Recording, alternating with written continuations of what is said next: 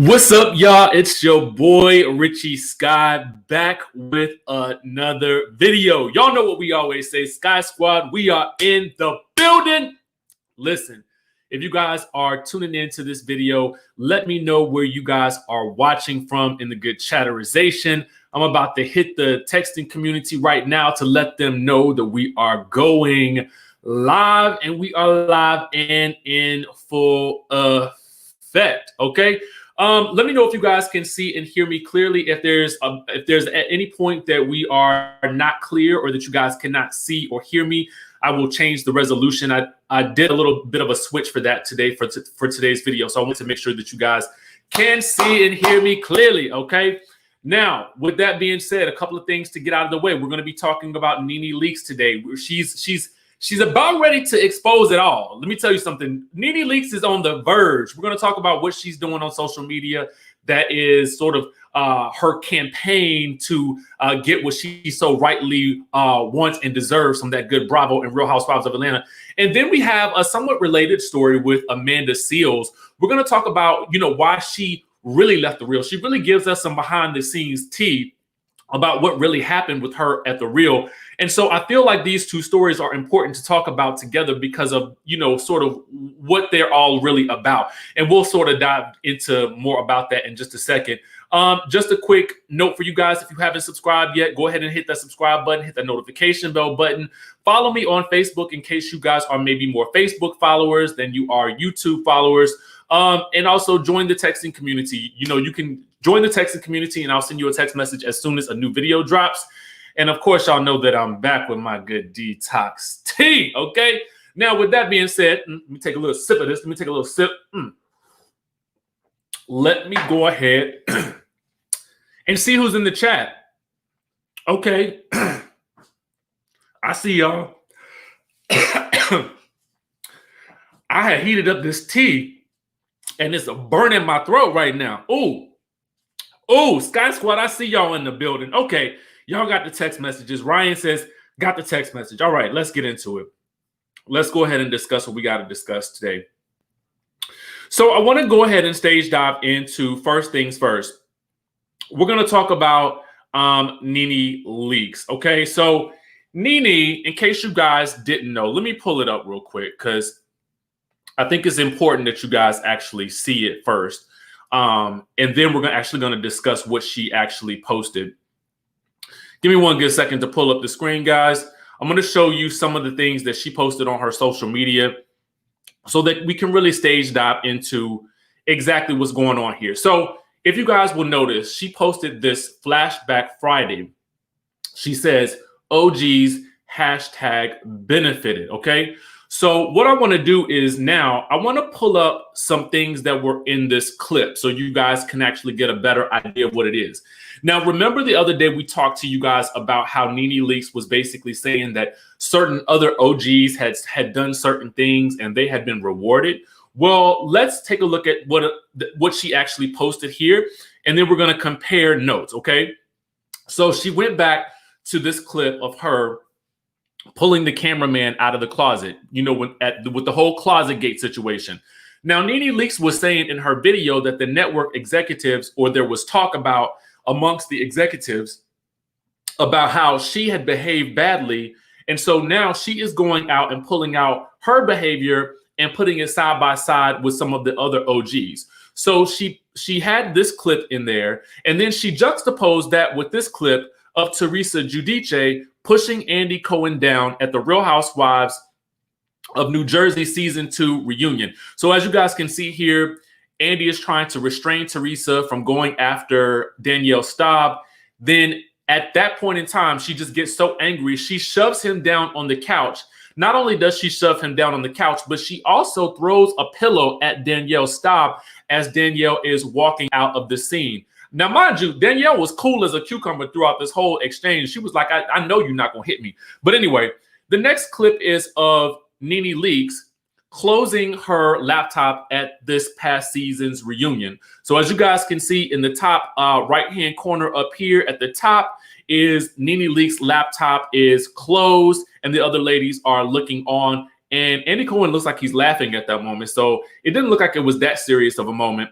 And so she juxtaposes that with Kim Zolciak leaving the scene her last season on The Real Housewives of Atlanta, where she was a full-time cast member, okay? So in front is Khloe basically pushing the cameraman back. You see Kim is behind him. And then she actually gets up in the cameraman's face as well, and she pushes the camera as also too. So following that, we see the news headlines reveal that, what do you know, after her bad behavior, Kim Zolciak is leaving Real Housewives of Atlanta and getting her own spinoff. So this was another example of Nene saying that, you know, there are several other people, and it looks to be, I mean, it looks to be a race situation here is the picture that she's painting. So we see Kim Zolciak leaving the Real Housewives of Atlanta for her own spinoff. Then she also juxtaposes it with this infamous scene from the Real Housewives of Beverly Hills last season, wherein Lisa Vanderpump filmed what was really officially one of her last scenes, where she kicks Kyle Richards out of her house, and then she does not show up to that season's reunion. Juxtaposing that also with the fact that afterwards, it's announced that Lisa Vanderpump is getting her own Vanderpump's Dogs spinoff. So we have Nene coming with the receipts in her Instagram post as well. So I want to go over to her actual Twitter feed right now, because the Twitter feed was actually even more interesting. I want you guys to take a note of what she's posting on Twitter, okay? Now, if we look here, so we have her retweeting, Bravo, be fair, Nene Leakes close her computer and gets harassed in negotiations, and Kim walks off and gets a spinoff. Make it not racism, okay? So then that same person, Ellison Kendrick, tweeted this and said, Bravo TV, Andy, Nene Leakes, equal treatment. Real Housewives of New Jersey yells in Danielle's face at the reunion. So basically, this person is also echoing Nene's sentiments. So Nene also retweeted this. Lisa R, who is Sound Girl 1208, says, don't forget about the women who just totally never showed up at a reunion. Lisa Vanderpump and Jacqueline Larita, and that's Jacqueline Larita from the Real Housewives of New Jersey. She says, I wonder, did the network try to be punitive on the next contracts for them? And yes, Lisa Vanderpump quit Real Housewives of Beverly Hills after that, but she still had Vanderpump Rules, and she has a new show on the way. So the picture that we're being painted of is something quite interesting, guys.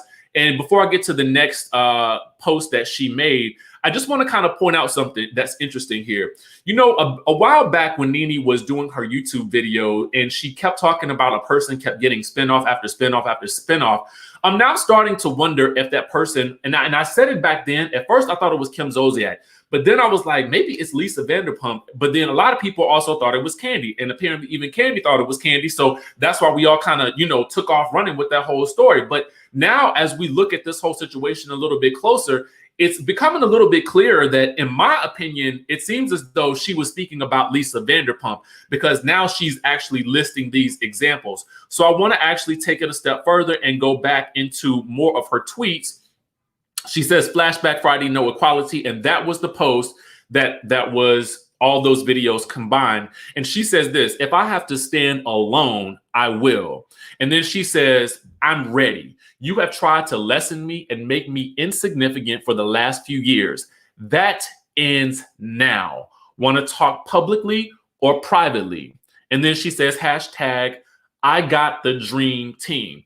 So I'm assuming that by the dream team, she means that good Lisa Bloom, who we know she is actually working with. Lisa Bloom is actually working with her as her entertainment attorney. So I'm assuming that's what she means, unless she might have hired some additional attorneys to follow suit with this whole situation. I want to know what you guys think about this. You know, for me, I'm kind of, as the more I look at this, I'm starting to wonder, are we seeing another Monique situation here?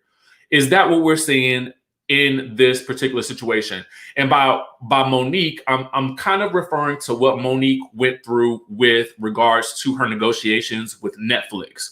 Do you guys think that this is a similar situation, or do you think that this is just Nene is behaving badly? Let me know what your thoughts are in the comment section below. Thank you to the good chatterization for keeping it rocking and keeping it dropping. But I just wanted to kind of get you guys' opinion. Do you think it's the same situation? Oh, also Victory Praise. That's a good one. Adrian Malouf regrets not attending the Real Housewives of Beverly Hills season 3 reunion. Interesting to know. After that, Adrian Malouf was not invited back as a housewife. So, you know, to me, I'm just interested, and what will be even more interesting to see is, will Nene and sort of Mariah have Nene and Mariah, have they spoken, have they teamed up or anything like that? And remember also a couple of weeks ago when there was that rumor that Monique was joining the Real Housewives of Atlanta, and she shot it down, and she said she had just spoken with Nene a few days or weeks earlier. I wonder if they've had any type of discussions about this sort of thing. And can I tell y'all something? Somebody that I really want to sit down, and I'm going to put this out into the universe. I really want to sit down and have a one-on-one conversation with Monique, because I really want to get more idea, like a better idea of exactly what all she experienced, because these two situations are sounding somewhat similar in terms of the Monique and Netflix deal. But anyway, I wanted to bring you guys that bit of information. And thank you guys for commenting in the chat. Now, the next thing that I want to bring to you guys' attention is Amanda Seales. So Amanda Seales, you guys know, she left The Real earlier, about a month or two ago. We got the word on that. And it's been interesting ever since, because we've heard her kind of talk about it in her lives. Well, she just did another one where she really kind of goes into detail about some specific instances that occurred on the show.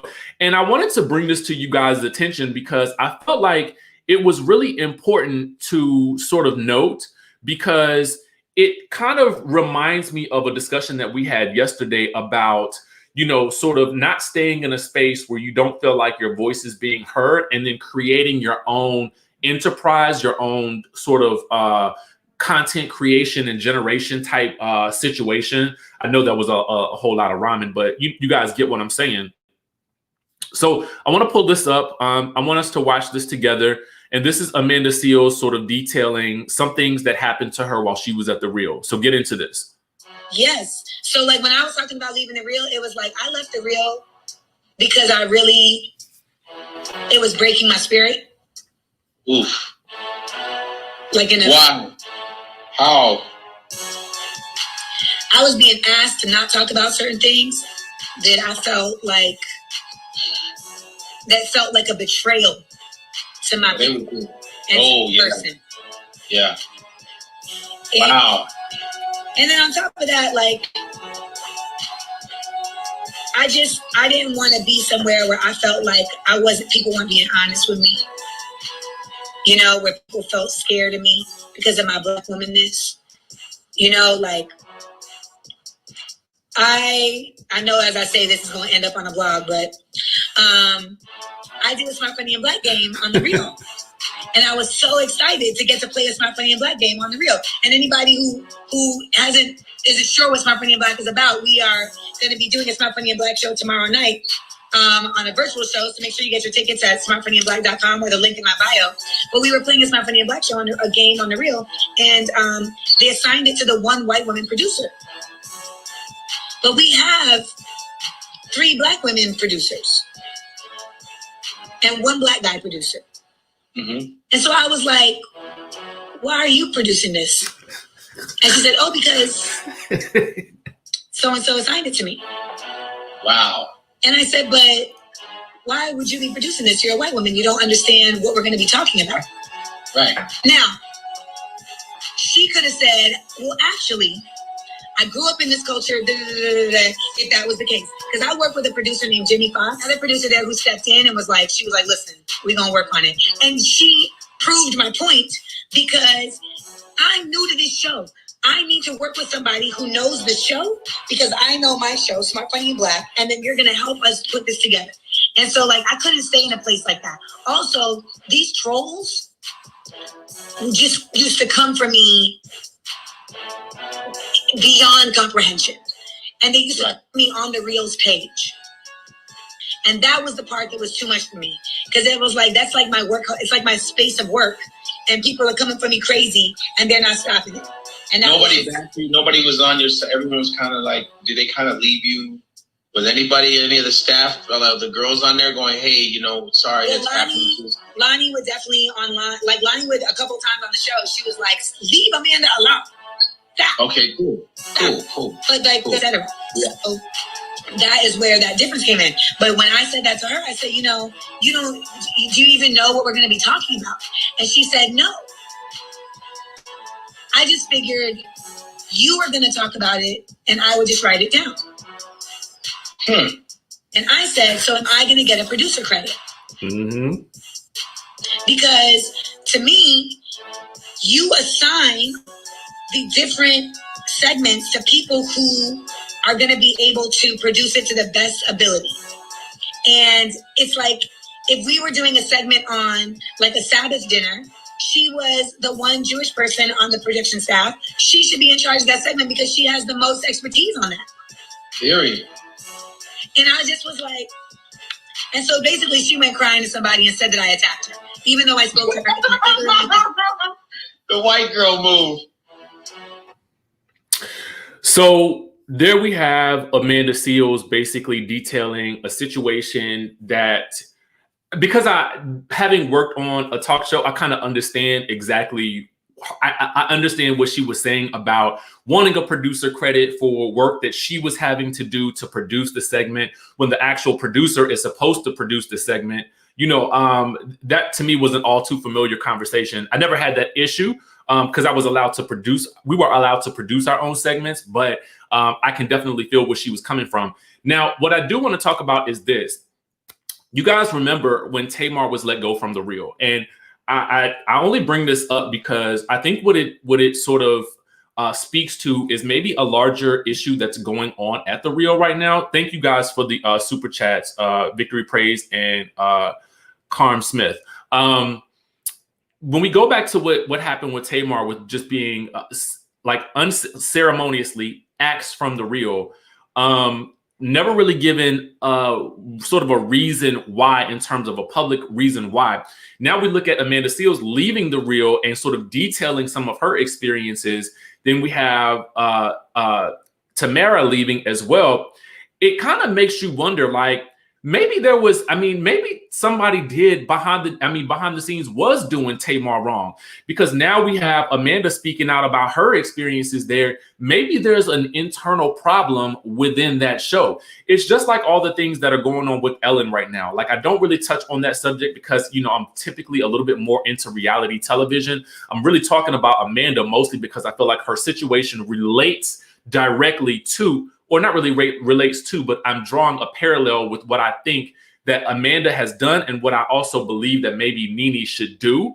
But when we look back at the situation with, the situation with Ellen, about all of these things that are going on behind the scenes, and with so many people coming out with so many complaints that sound so similar, obviously there's a problem there. So obviously with The Real, there's a problem there, and it was going on, from my estimation, way back when Tamar was on the show.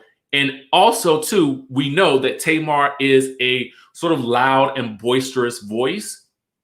And so she's somewhat similar to Amanda Seales, but they are two totally different ball games. Trust me, they are two totally different, like, individuals. I know that. I understand that. And before you guys come at me with that, but what I want to say is that they are both outspoken, okay? They're both outspoken women, Black women, and it seems as though those two outspoken Black women were seemingly silenced, okay? And the thing about Amanda Seales is that she left of her own volition before she was ousted, okay? And as we know, Amanda Seales can do it all. Amanda Seales, you know, manages her own shows. She's a creative. She does all of these things herself. And I so relate to her as a person, because I feel like that's how I feel in my head. Like, I want to get all of these creative ideas out. I want to do everything. And I sort of think that, and not everybody is like that. Not everybody can manage all of those types of things on their own. And I'm sure she has a great team in place as well. But it just is interesting to me to see how Amanda left while she was on top, and she left when she knew that something in her spirit wasn't working for her. But we have Nene, on the other hand, who is fighting for her position, even in the midst of working in a toxic environment, or what she deems as toxic, or maybe it's just toxic for her. Just because something is toxic for one person doesn't mean that it's toxic for another. Let me just say that. So yeah, I mean, it's very, very interesting to see these two, all of these dynamics playing out in the media right now. I'll be interested to see how The Real recovers from Amanda and Tamara leaving, to see who they'll bring in. But also, I'll be interested to see what Nene says and does next, because the network isn't going to make any announcements or anything about this whole situation. But Nene, if the network isn't bending or budging, then my assessment is that she's likely to spill more tea as the days and weeks go on. Okay. And we're going to be right here listening to it and sort of trying to garner, trying to gauge what's really going on behind the scenes. Okay. Thank you, Firefee, for the super sticker. Yeah, I know a lot of people, some people are, Amanda does happen to be a very polarizing figure. Some people really don't like it at all. I mean, some people really don't like her at all, and some people really love her. So it kind of, it just, I don't know. It goes up and down, but I feel like those are the types of people that make for really good television. You understand what I'm saying? You need to have people on the shows that people either love or love to hate. And unfortunately for Amanda, a lot of people love to hate her. The same goes for Nene. You know what I'm saying? A lot of people love her and a lot of people just can't stand her. You know what I'm saying? But I guess what I will say is this. I personally, in my own experience and in my mind, usually believe in trying to get out of something before it gets to this point, right? So if I feel like I'm in a space that's not good for my spirit, then I'm going to go. That's just how I'm trying to move at this point, right? Because I'm not going to stay in a situation where I got to feel like I'm fighting, all these battles all the time.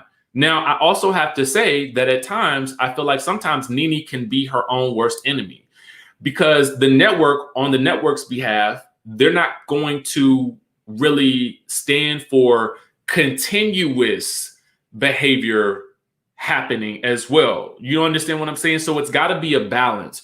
You can be the type of reality star that's polarizing and do a lot of crazy things, but at a certain point in time, the network is going to get tired of dealing with it. I would say the same thing happened to Jocelyn Hernandez. I'm not necessarily sure of the ins and outs of the contract and how she left, but what I can say is that she spoke out highly against Mona Scott Young, and as we can see, she hasn't made it back onto Love and Hip Hop Atlanta yet, where I believe is, and I don't think Mona Scott Young is a part of is doing the Miami franchise anymore. I'm not necessarily sure. I'll have to double check on that. I'll check with my sources to find that out so I can make sure that I get that accurate.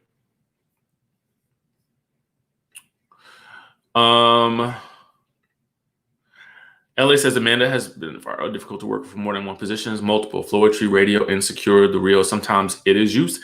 And this is a very good point as well. Sometimes it is, that's a thing too. That's a thing too. I mean, but I think it could go both ways. And I will tell you, I'm gonna be very honest with you guys. Networks, they know that talent is a dime a dozen. That's how they view it, so the shows will always go on without a certain person. A certain person can never, and even when, you can be the owner of something, or you can be the executive producer in title, but the network at the end of the day, when they want to pull a chain, they're going to pull a chain, and it doesn't matter how big you think you are on the show. If they don't see it for you, or if they're ready for you to move on, or if you have become problematic, they will continue. They will move on. That girl 40 says you can't send threats to your boss and think there will be no repercussions. So that's why Nene's in the mess that she's in. Yeah, I'm going to tell you the truth. Like, I always think that I remember I had a situation in LA. I was working with a particular studio, and I didn't like some of the things that I felt like were happening behind the scenes for me, although they produced great work. What I had to realize is this doesn't work for me. And so I had to politely send them an email and tell them that I quit. But I had given them 2 years of hard work and labor, but I had to give that up because ultimately for me, I knew that it felt toxic for me. Okay. And so I feel like when I did that, I can't even tell you how many other doors opened as a result. And can I just get real deep with y'all for a second? I don't know how many of y'all believe in like the principle of abundance and overflow, because I just see when I look at life, I always see it as full of opportunity, right? So for me, it's like, this isn't the only opportunity that Nene can have, which is why I felt like Amanda Seales was able to quit her situation so easily, because she knows that she can pivot in another direction and the overflow will still come, right? That's how I tend to view life. So if I'm leaving one situation, I know that God got me, and I'm going to move on to the next situation, and it's going to be even better and bigger than what I had already had before. But the problem is, for a lot of people, sometimes the devil is better than the one that you don't, right? So that keeps people in situations, relationships, jobs, friendships, all kinds of things that have expired, okay? And sometimes you need to understand when that expiration date has come, and you need to start pivoting in another direction. Bottom line. And I think that may be the case for Nene. We look at Tamar, and it may be a little bit of a different thing, because I think it's difficult when you feel like you've given so much of your life and had so much maybe taken away from you, as she has detailed to us that she has, that it's kind of like, it's a little bit of a harder pill to swallow when you have to leave. But I'm going to tell you guys the truth. And just like I would tell you about a bad relationship, it's time to move on. And maybe that's just where Nene needs to be at this point. It's time to move on. That's it. Learn from this and keep it pushing.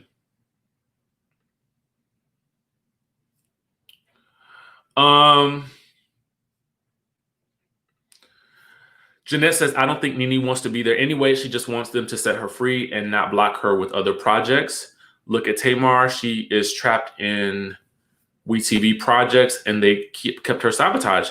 And Jeanette, this could definitely be the case.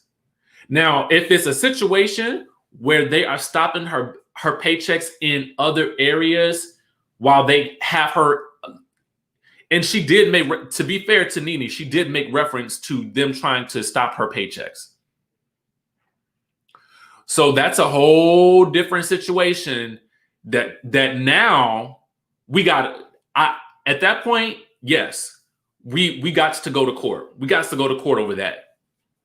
We got to go to court over that, because what you can't do is you can't dangle me by a thread. But the only thing is, though, if you sign a contract, I'm gonna go ahead and tell y'all the trutherization about this. A lot of times when you sign a contract with a network, if you leave that show, there's a certain amount of time where you cannot do other types of shows that may be deemed as similar in nature. So with that being said, if that was in her contract, then she definitely has to abide by that unless they find a way to break it. But that usually is written in most reality TV show contracts, which is why a lot of times when people leave a show, you don't see them doing anything for the next 2 years.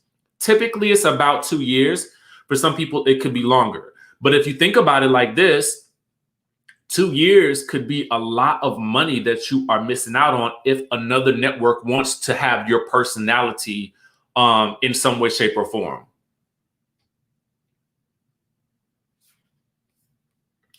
Renee says, Richie, it's not the only bag Nene can make, but it's probably the largest bag she can secure at this time, and she wants the bag. I'm not, listen, I don't think that my thing about this is there is no right or wrong in this situation, okay? Let me just say that right off the rip. There's no right or wrong. But what I do, and Sean S., yes, Tamara Judge and Vicky Gumbelson are great examples of two people who could probably cannot do anything right now related to the world of reality television unless Bravo gives the okay because they left their shows.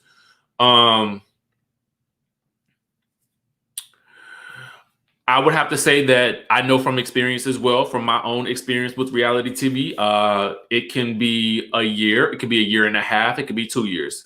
It just depends on what the network and they negotiate.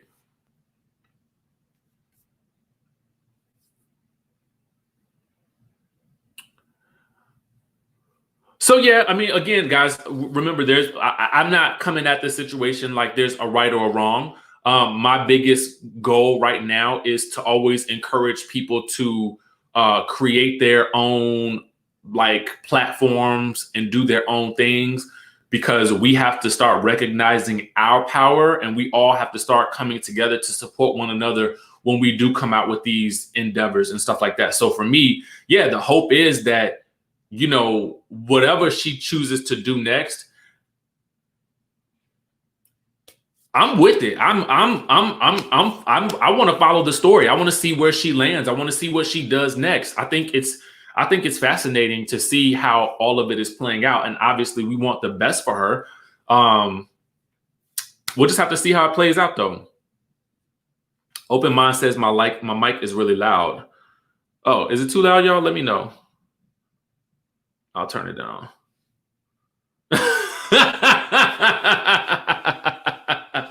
She probably is side-eyeing the conversation. Black is King. I'm about to go watch that now. I couldn't even watch it earlier because I wanted to get this story right. Okay, D says my mic is fine. Thank you, D. Mary says you're good. Okay, the Mary says no, it's not. Okay, thank you guys.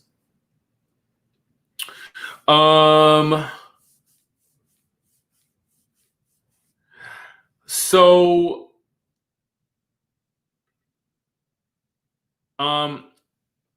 how come Kim Zolciak wasn't fine with this non-compete clause? She was rightfully fired from Real Housewives of Atlanta during season 5, but Tardy started the same year.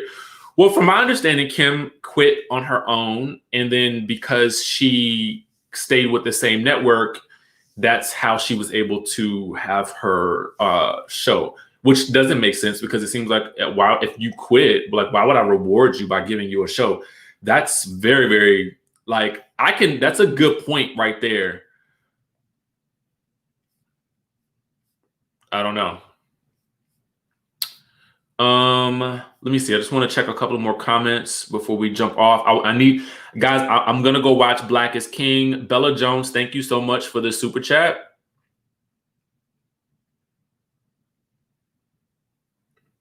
Yeah.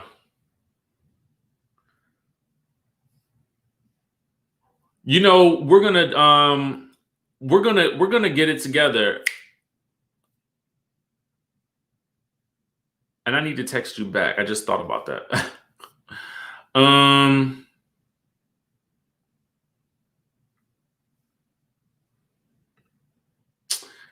Dania says we need Amanda on an important platform, not The Real. You know, The Real is... Oh, Sonia says I'm going to love Black King. Black is King. I'm so excited. I agree. That would be interesting. I do think that Amanda needs to be on a platform where she can be authentically herself, and it needs to be something that welcomes divergent opinions, because that's what she's going to give you. She's going to give you more than just, you know, the status quo, and she's really thoughtful with what she says. And I think that I like that. I said the same thing too. I want her on The View, because that would be a whole cut up right there.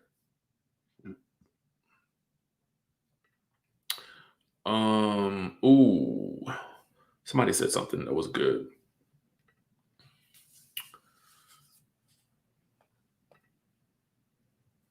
And sometimes I'm just sharing some of you guys' thoughts and opinions, just because I like to also display things that maybe I'm not always thinking about, or something you remind me of. Yeah. Yeah, it was a great live. That's why I spent most of my time watching that, because this is Amanda Seales and Godfrey. I spent most of my time watching that, so I couldn't watch Black is King because I wanted to prepare for this video and edit it appropriately. Yes, I can definitely. That would be everything right there. Everything. I know I gotta watch Marriage Boot Camp too. So I got a lot of work to do, y'all. Just to let everybody know. So yeah, I'm gonna go grab some lunch right now, guys. So glad to chat with you about this. I need to find out what interview Mariah did. Very, very interesting stuff here. So yeah, so you guys, thank you so much for tuning into the channel. Listen, if you haven't subscribed, please hit that subscribe button. Also, you guys can join the texting community so that I can send you a text message as soon as a new video drops. Also, follow me on Facebook so that you guys can, some people are Facebook people and some people are YouTube people. That way you can kind of see it wherever you guys may choose to. But other than that, listen, thank you guys for tuning in. I love y'all. I'm going to try to come out with that marriage boot camp video a little bit later. And if I don't, please charge that to my mind and not my heart, because I want to get a lot of things done today.